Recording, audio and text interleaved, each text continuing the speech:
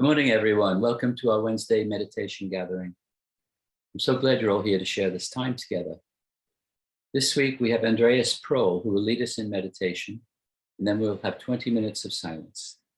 After that, we'll open it up for sharing, and we'll end at 10:45. Over to you, Andreas. Good morning, everyone. It's always a pleasure and an honor to share this moment with you, to remember our true essence that this world does not know of. And as Jesus says, this might seem daunting to remember something like this, something as big as this, but the only thing that seems daunting is your belief that this takes time. And so we are right in a celestial speed up, and I would like to share something with you from the text. I'll copy it into the chat as well. Oh yeah, that seems to work great. And with your permission, I would like to read it out and to use it to suggest it as your thought to go into the meditation. God knows you now. He remembers nothing, having always known you exactly as he knows you now. The holy instant reflects his knowing by bringing all perception out of the past, thus removing the frame of reference you have built by which to judge your brothers. Once this is gone, the Holy Spirit substitutes his frame of reference for it. His frame of reference is simply God. Just one thought. It's just one thought, one true thought. And in the manual for teachers, where Jesus opens up the question how a teacher of God should spend his day, he gives a minimum of structure, of daily structure. And he points out that throughout the day, there is one thought that should be remembered. And this thought is a thought of pure joy, of infinite release, of the peace that lies within this moment, and that reminds you of yourself and your oneness with Source. So I would like to open up the space for the meditation, and good journey, everyone, into this holy instant.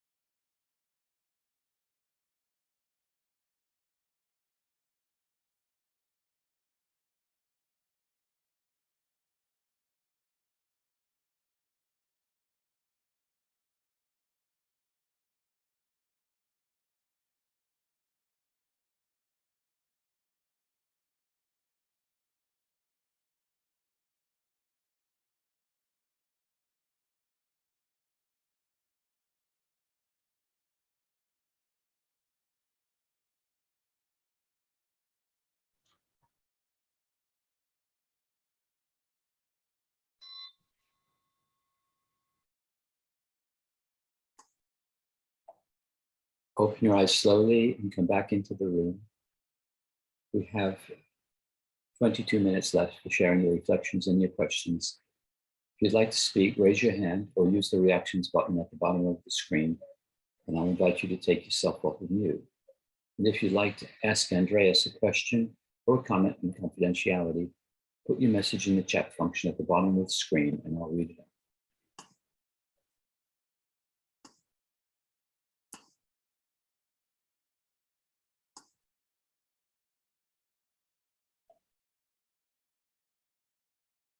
Who'd like to share?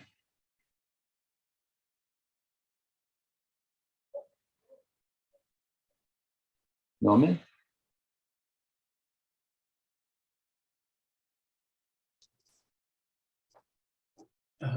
Yes, thank you very much, Andrea, I think it's called. It really is uncanny, these meetings, because you're talking about God and the oneness that he is. And not so long ago, I had a vision of a shoulder and I thought I was getting the cold shoulder from God. But then I noticed he had a nicely patterned jumper on his shoulder, and I thought, that's a warm shoulder. And then a little while ago as well, I had a picture of an ear in my mind, and I thought, wonder what this is about. And then just yesterday, an eye. And then when you mentioned the oneness of God, I thought, hang on a minute, God's spirit, you know, he can't have a shoulder or an ear or an eye. But now, thanks to your suggestion, I think that just means that I should rest in God when I need to.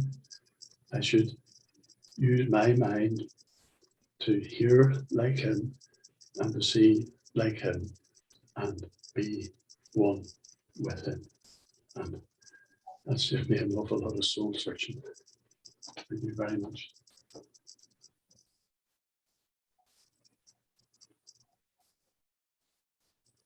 Andreas, I just want to say thank you for that beautiful passage you took from the text. It really spoke to me.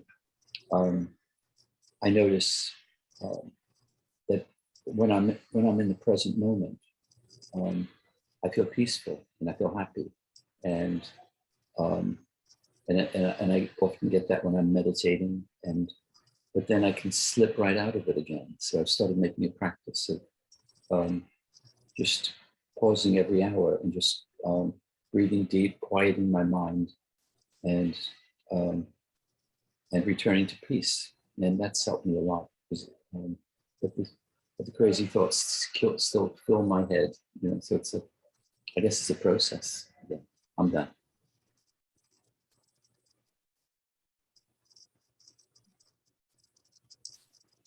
Thank you, Dan. Yeah, for me it's the same. It's probably an art of practice to go beyond the thoughts that I'm used to, and well, to find the open invitation there, and well, basically to unlearn listening to my own thoughts. And I don't know if that's a miracle, but it certainly seems like a miracle to go beyond my own thoughts. At the same time, I fear that somehow effort is helpful, and yeah, there's a word for it. It's like to go with the urgency, that there's that I have an urgency to hear him, and not only to hear him like to hear instructions, but to experience his thought. And because otherwise I'm basically nowhere. I'm nowhere and my mind is blank. It's not a neutral thing, as Jesus says. It's not neutral to think about meaningless stuff. And and there's a feeling that goes with it, and I'm used to it, so I don't challenge myself all the time. But if I get quiet enough, or if I remember presently, okay, it's this moment, and in this moment I either experience something that is meaningless, or I make an effort to experience his holy instant. And the difference in quality, even though it may seem subtle, it may seem subtle that that the offer of this moment probably won't change much in my experience. But when I enter the holy instant, then I see, okay, that it's a big difference. The past is dropping away, and as Jesus says here, that my frame of reference, my frame of judging, is replaced by basically salvation. And it's always just waiting there. It's just waiting there, and it's waiting on my acceptance. And it makes me glad all the time.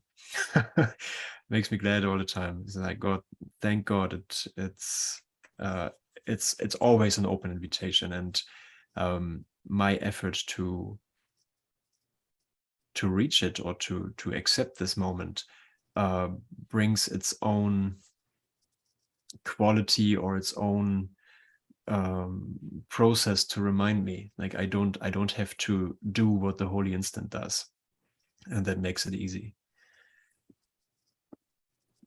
Yeah, in theory. And in practice as well.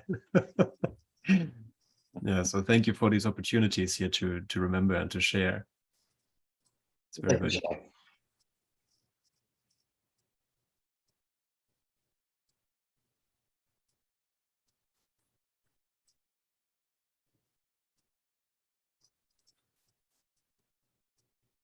Jim, please share. Yes, thank you, Andreas, for this passage. What's come to mind in reading the part that says, removing the frame of reference you have built by which you judge your brothers. And that's wonderful, because I was staying with some friends over the weekend, and somebody came to join us who I hadn't met before, who I took an immediate dislike to. I mean, she came in basically complaining about the journey she'd had, and gave it, indeed, instead of just saying, oh, I had a terrible journey, but that's all over with. She went into great detail about the journey, and also the fact that she felt she hadn't been given good enough directions to get there. So sort of blaming the host, really. And I mean, I just reacted against, I didn't say anything, but I reacted against this inwardly. But the host knew exactly what was needed. It was the cry for love. I mean, this wasn't, I mean, the person who was hosting this weekend, as far as I'm aware, was not connected with A Course in Miracles. They may not have ever heard of it.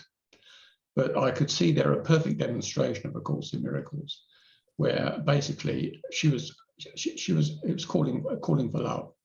And this person just dealt with her immediate needs, and she calmed down from a fairly agitated state. What it showed me really was that agitation I saw in her was bouncing off agitation in me that prior to her coming in was just not manifest. I wasn't aware of it. But she showed me this agitation that was there waiting for something outside to agitate it. And so I suppose secondhand, I saw this lesson of the Holy Spirit, where God wipes out the past and just sees what's needed in the present, through somebody else. But it woke me up. I mean, at least I was able to see after the event that basically that was simply a cry for love, which in that moment I didn't see. And so it is. I mean, once this is gone, the Holy Spirit substitutes His frame of reference for it. So once it's seen, it can be let go of. All is forgiven because nothing ever happened, and I'm back in my, I'm back in my right mind. So it's a wonderful piece, this. I haven't read it before. I don't remember reading it anyway, but it's a wonderful piece you've chosen for us this morning, because I often think of, well, recently I've been thinking more and more of the analogy of electricity. The electricity leaves the power station, and all the power station knows, if it knows anything, is electricity, the electricity that's going out to everybody. And of course, that can be used for anything. It can be used to power our meetings on Zoom. It can be used for light when there's darkness. It can be used for all sorts of, it can be used for killing people, obviously. So it can be used for anything. But all the power station knows is the electricity. And of course, all God knows is the love.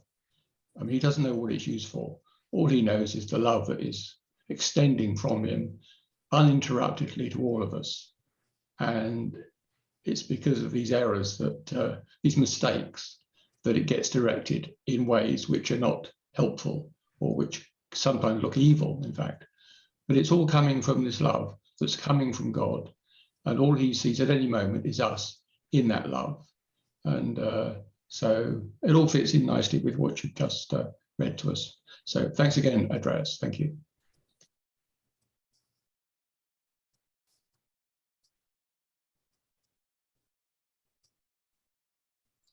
Would like to share?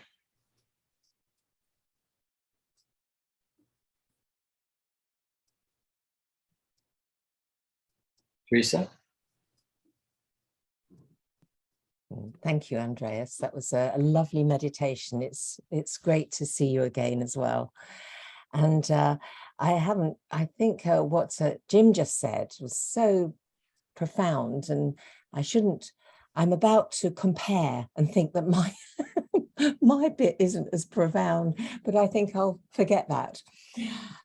Yeah, I had thoughts in my mind. Dan and myself, we were talking about the curtains this morning, and we were thinking of changing the curtains because they're a bit, well, it doesn't matter why. And so curtains were on my mind, and I was feeling a bit agitated thinking about curtains rather than rather than being in a nice peaceful state. And then I suddenly thought, who is this thought that I have in my mind about curtains, who is it speaking to? And I knew it was speaking to my personality rather than my true self.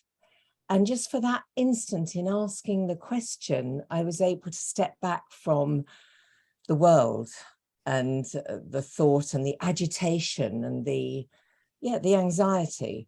So yeah, buying curtains should be a nice thing, really, but no, I can get to agitation about anything. Anyway, thank you for the meditation and the opportunity to be able to, when you said about the work, that I think it does take vigilance to not be unconscious to the rubbish, the thoughts that are going on in the everyday, not to get sucked into them and stay there for a long time. It's quite nice to be vigilant. Takes effort, that was the word I think you used. Takes effort to step back from them. So anyway, thank you. And all what we're doing here helps with that. So thank you for joining us. Thank you. Yeah, the currency that we have now in this awakening, if this is learning how to use time in a constructive way. And the currency that we have now is remembrance.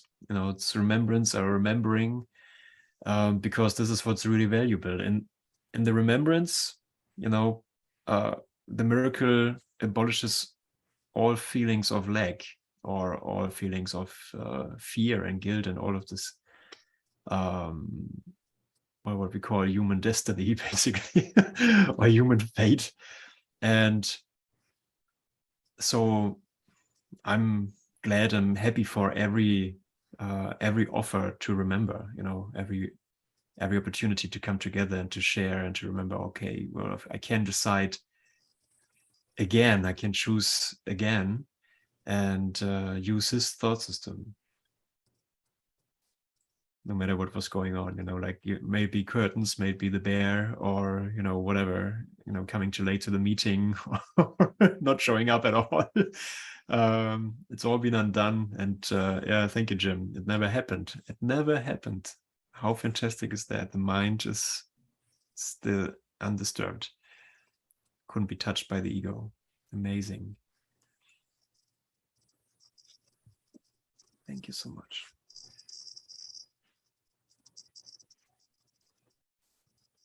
Who'd like to share? Are you? Take yourself off mute. Thank you. Hi, Andrea. Thank you. When I joined this online meditation, it was 2 years ago when you just started it before this COVID. And then honestly, every time when the meditation started, I was glad because I could go to the sleep for 20 minutes or so. But I stick with it, all these years. And I'm getting better at it. And I have to stick with this no matter this. I'm still nothing comes, but keep going back to the basic of no thought is impossible for me. So using the breathing as an anchor to ground. And the good things about is my husband suddenly started talk about, he said, I want to meditation. I thought, wow, I was so unlike him, but we start to do the meditation before go to the bed, 20 minutes. It was just, I never expect, because doing meditation was quite a solo, very my own things. But I have experienced last 2 nights being with somebody sitting together. We use an audio guided meditation because he's totally new.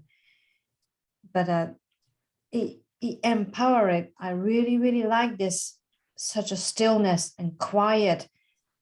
And it doesn't matter if meditation goes wrong or doing good. It just be company with somebody, other being, to be still. And I feel so happy to share that stillness. And I wish I could do a little bit more better meditation. When I'm doing, seeing many people seeing on the screen, I'm still sometimes nodding, but I do forgive that. I do forgive that nothing to do with me. It's just a physical reaction to be, whatever. So that's my practice. But I'm so happy to have somebody in the house to share that stillness and peace. And that makes me really, really happy. And also really happy to be here to share so many people's going back home together. So thank you so much.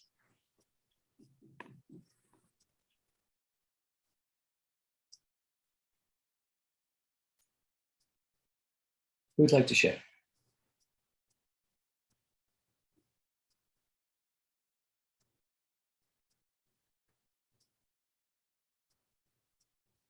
Teresa put a heart up because she was touched by your story. Are you?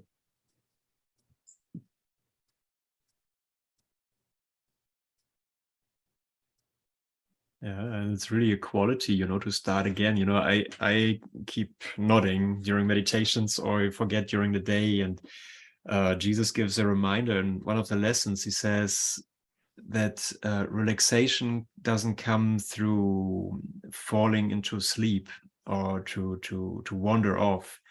It comes, or you can distinguish the real peace by becoming more alive, having a feeling of becoming more alive. And every effort to not go into the sleep is worthwhile.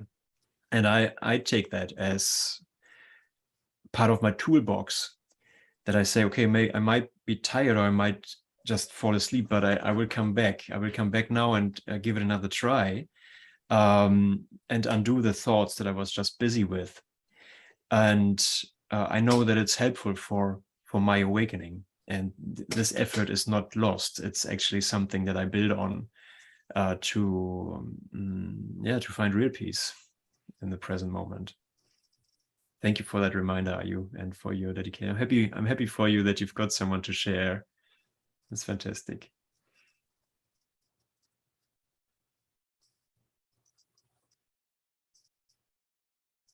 Time for one more share. Who'd like to share? Don't put your hands up all at once.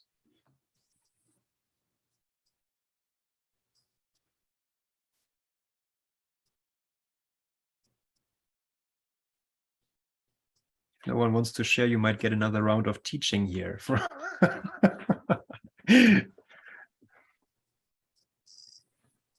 It's always good. In the courses that I give, I always say it's good to share, it's good to hear yourself talking, okay, it's maybe there's an excitement, or maybe you think there's nothing to share, but there's an extra quality that comes in when you expose yourself and when you teach yourself the new thoughts that you discover. Okay, we come to the top of our meditation. Thank you all for being here today. It's wonderful to see you. And thank you, Andreas. That was great.